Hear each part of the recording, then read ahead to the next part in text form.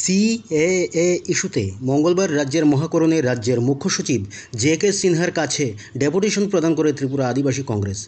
উক্ত ডেপুটেশনে উপস্থিত ছিলেন আদিবাসী কংগ্রেসের ত্রিপুরা প্রদেশ চেয়ারম্যান শব্দকুমার জমাতিয়া সহ অন্যান্যরা।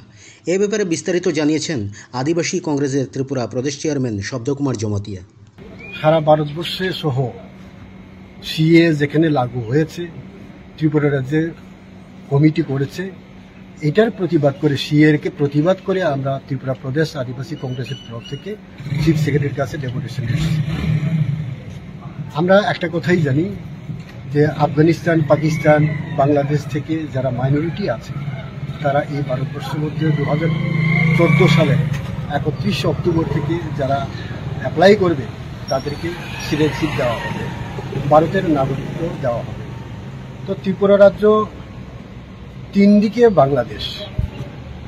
ত্রিপুরা রাজ্যে 71-এ একবার হয়েছে, এখন আবার নতুন করে 2014 সাল থেকে যদি এটা আরম্ভ হয়, এখানকার আদিবাসী ইন্ডিজিনাস পিপলরা আরও মাইক্রোস্কোপিক হয়ে যায়। তো তার জন্য এখন যে 31% আছে, আগামী দিনে এই 31% থাকবে না। আমরা এর জন্যই এটাকে প্রতিবাদ করছি যে ত্রিপুরা রাজ্যে যেন এই সিটিজেনশিপ অ্যামেন্ডমেন্ট লাগু না করে, এর জন্য আমরা চিফ সেক্রেটারির কাছে এসেছি। চিফ সেক্রেটারি আমাদের আশ্বস্ত করেছেন এটা যেহেতু ল ডিপার্টমেন্টের ব্যাপার, ল ডিপার্টমেন্টে উনি একটা ফাইল প্রসেস করে পাঠাবেন। কিন্তু আমরা একটা কথাই জানি, অন্যান্য পলিটিক্যাল পার্টি অনেকেই বলেছে Tripura tribal area autonomous district council 6ষ্ঠ তহসিলে এটা লাগু হবে না। কিন্তু এখানে লাগু হবে না, এটা কে গ্যারেন্টি দেবে? একবার যদি সিটিজেনশিপ পায়, ভারতবর্ষের নাগরিক হয়ে যায়, তাহলে ত্রিপুরা রাজ্যে সে বসবাস করবে অটোমেটিক্যালি। আজকে না, কালকে না, পরশু না, হয়তো একদিন না একদিন প্রতি এডিসি এরিয়াতে শিডিউলে সে বসবাস করতে যাবে। কে তাকে আটকাবে? সেরকম কোনো নিয়ম আছে, সেরকম কোনো আইন আছে? কে আইডেন্টিফিকেশন করবে? কে তাকে চিহ্নিত করবে সে এখানে থাকতে পারবে না?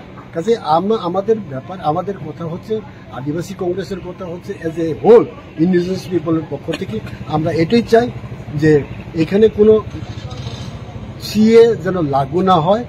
এবং এটা শুধু একটা জাতি ধর্মের ব্যাপার না, এটা জাতি উপজাতি উভয় অংশের মানুষের জন্য।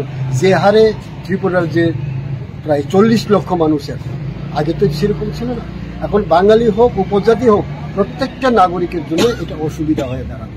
এর জন্য আমরা চিফ সেক্রেটারির কাছে ডেপুটেশন দিতে এসেছি। কারা কারা ছিলেন আজকে? আমরা আজকে উনি আমাদের প্রাক্তন মন্ত্রী মনীন্দ্র রিয়াং, দিবা চন্দ্র রাঙ্কল প্রাক্তন বিধায়ক, অসূর্য বর্মা প্রাক্তন বিধায়ক, কিরন্ত ত্রিপুরা আদিবাসী কংগ্রেসের নেতা। আর আপনি? আমি শব্দকুমার জমাতিয়া, আমি আদিবাসী কংগ্রেসের ত্রিপুরা কংগ্রেসের চেয়ারম্যান। ধন্যবাদ।